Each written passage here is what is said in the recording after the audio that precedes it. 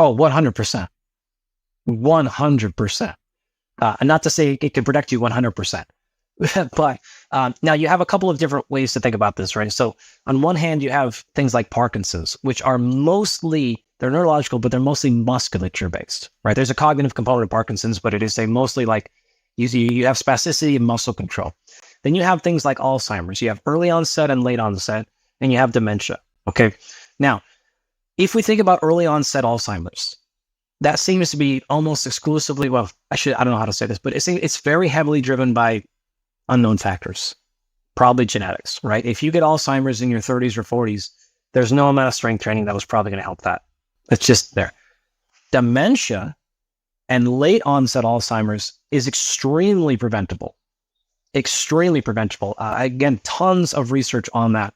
I can't remember the actual numbers, but it is a large percentage of those things are preventable because of this. And it is a combination, by the way, of physical activity, sensory perception, which means you need to be seeing things at a different distance. You need to be smelling different things. You need to be hearing different things.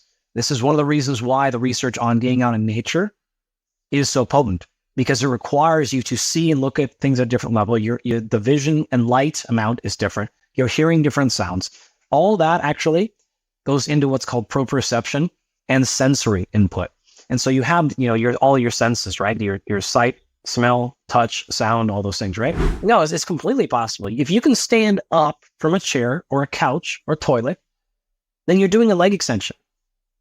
It's the same thing, right? You can do whatever. Work around your injuries for sure and do the parts that you can't do. Or if you just don't like the gym environment for a billion reasons, it's too far, too expensive. If there's another way you can do exercise that is not just walking, get in a pool. Okay, great. There's going to be some contraction going on there. Put your back against the wall and just hold whatever angle you can hold for a while. That's going to be fine for this type of person you're describing. So it's at the beginning, I said, don't worry about the external part. It's all about the internal change. So if you need a machine to help you turn your quad on, great. If you can sit against a wall to turn your quad on, great. Your quad will not know the difference. Okay, so similar thing. If you put those constraints on there, you want at least once a week, in my opinion, at least once a week where you can do a longer session with no breaks. Call this steady state, call it cardio, call it whatever. So for Natasha, she's going to go on the spin bike. Great. For me, a lot of times that's on a bicycle and I'm going to ride around outside on a bike, right? I'm going to hop on the bike. I'm not going to warm up. I'm not doing any breathing drill. Like I'm going to get on the bike and I'm going to go. I live in Southern California, so it tends to be nice almost every single day. Okay. I try to do that for like a 45-minute ride. I'm literally gone 46 minutes, right? Like I come back and I'm like minute 46, I'm switching out. I'm grabbing a kid. I'm doing something. I'm getting back on a call. I'm not laying around and I'm getting right back after it. I'd love to go longer, but that's what it is. So one session a week. Natasha does 2. Candidly, I'll do 1 generally. I will then also supplement that with as much general physical walking as I possibly can. This is any call I can take on a walk, I will. If I'm ever traveling, I will never sit down during a layover. And if it's a 4-hour layover, I'm probably going to walk for 3 hours and 40 minutes, right? I'm just going to get steps in.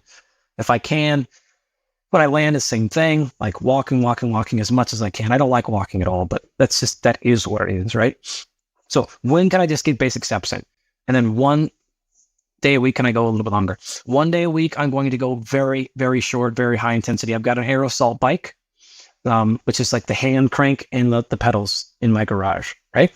So I'm going to do that. That's probably looking like a 5 to 7 minute warm up, and then 10 to 12 minutes of any kind of extremely high intensity max effort intervals. This could be 30 seconds as hard as I can, 30 seconds off. Could be 4 minutes hard, 4 minutes off, a couple rounds of that. All kinds of stuff you can do. I might just go 10 minutes as hard as I possibly can and come back off of that. But I think the really positive thing, because there's something depressing about it falling, is you're saying, actually, if you move just up from the bottom 15% to above that, or if you get out of the bottom quartile, you can have a really profound impact on your long-term health. And there's really things that you can do relatively fast to change your health. So that's one thing that's really interesting, which is sort of on the cardio. And then you talked about something which I think will be even more of a surprise, which is And on the strength, you could do something as simple as just measuring your hand grip, that there is a machine, I think, did you call it a dynometer? Hand grip dynamometer. Hand grip dynamometer. So we'll definitely find some links to that. In seconds, you can basically this measurement, which is also this amazing predictor of your long-term health. But interestingly, you can actually use it also to reduce your blood pressure. So you can train yourself just with this device, and that can genuinely, I think, again, you said in just a few months, reduce your blood pressure.